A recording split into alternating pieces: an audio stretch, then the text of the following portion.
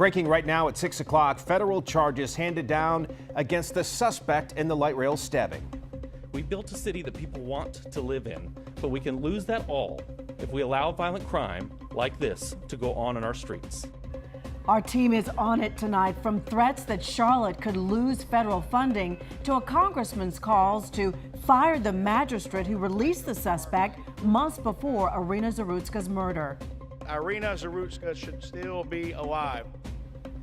Tonight, a renewed focus and growing attention on the young woman who was killed. You're watching Eyewitness News live at 6. We start with that breaking news. Federal charges now in the South End light rail stabbing. The U.S. Attorney and the FBI announcing late this afternoon they're going to use a law created after 9/11 to federally charge DeCarlos Brown with what's called terrorist acts or other violence against a mass transit system. And they said that they made that decision after they heard some people say that they're now afraid to ride the light rail.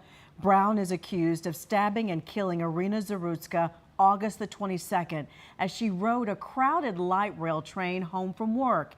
She had recently moved to Charlotte from a bomb shelter in Ukraine. Federal prosecutors spoke to the Zarutska family today.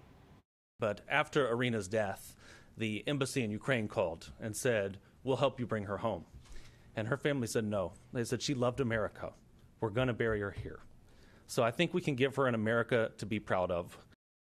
The FBI says the decision to bring these types of charges in this case is an example of the federal agency's commitment to crack down on violent crime all over the country.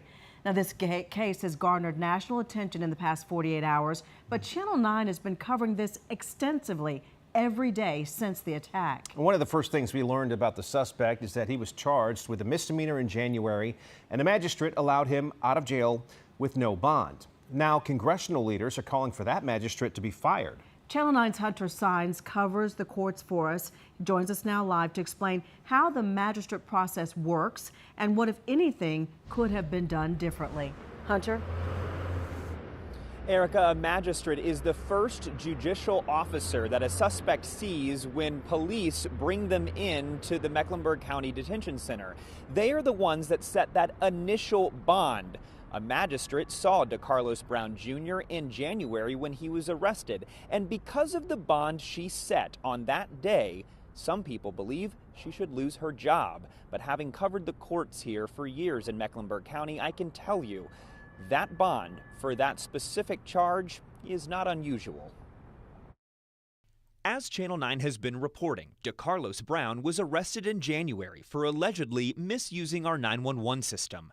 Police say he called them while at Novant Hospital, saying that someone gave him man-made material that controlled when he ate, walked, and talked. He was arrested and brought to the magistrate's office at the Mecklenburg County Jail. Magistrate Teresa Stokes was working that night. She gave Brown what's called a written promise to appear, no cash bond. After covering the courts for years, that is not unusual for that type of misdemeanor charge. A suspect would typically not be held in jail for that type of misdemeanor. A reminder, bond is set not as a punishment, but to ensure a suspect goes to court.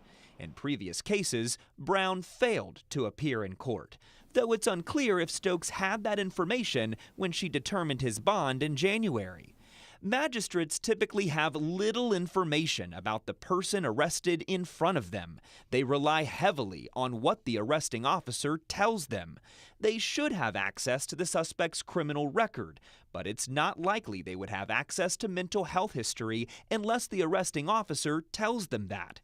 Today on Capitol Hill, Congressman Tim Moore said he wants to fix this and hold magistrates and judges more accountable. As the representative of Charlotte and Mecklenburg County, I'm not going to stay silent while innocent people pay the price for broken bail policies and soft on crime judges. And I called multiple numbers listed for Magistrate Teresa Stokes, and I emailed her too, asking her for comment. So far, I have not heard back from her. The judge here in Mecklenburg County that oversees and manages our magistrates says he got that letter from those congressmen and women earlier today. He is reviewing it, but he has no additional comments to make at this time. We are live in Uptown. Hunter Sines, Channel 9, Eyewitness News. Hunter, thank you.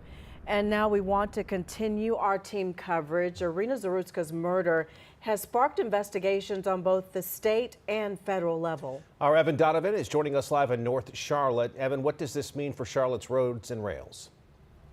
Scott, Erica, it's not clear at this point. These proposed investigations, details on them are slim right now, but what is clear is that there's a lot of money on the line.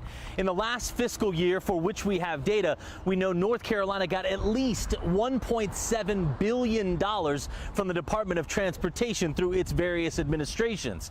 That includes $33 million specifically for transit in the Charlotte area alone. We don't have a ton of equities at DOT, but we do have money. This evening, Katz is responding to the Trump administration's vehement reaction to the stabbing death of 23-year-old Ukrainian immigrant Irina Zarutska after Transportation Secretary Sean Duffy called Charlotte and North Carolina politicians evil. You know, the president said these are evil people, and he's right, but it's also evil politicians, like the mayor, the city council, the DA, the governor in North Carolina. Evil people with evil policies. Monday night on social media, Duffy said DOT will be investigating Charlotte over its failure to protect Irina Zarutska, adding if mayors can't keep their trains and buses safe, they don't deserve the taxpayers' money. Your federal tax dollars go to fund a lot of these transit systems across the country, and we have to look at them and say, well, maybe it's appropriate that we start pulling some of that money back. On Tuesday, Katz responded to the threat of a DOT investigation, saying it welcomes any conversation with our partners at USDOT. They work closely with transit agencies across the nation and are a valuable partner with Katz. Tuesday afternoon, North Carolina Auditor Dave Bolick announcing his office will be investigating Katz, the Charlotte area transit system, saying in a statement, the recent violence raises serious questions about the security measures in place. We will investigate Katz and examine its public safety contracts and operations.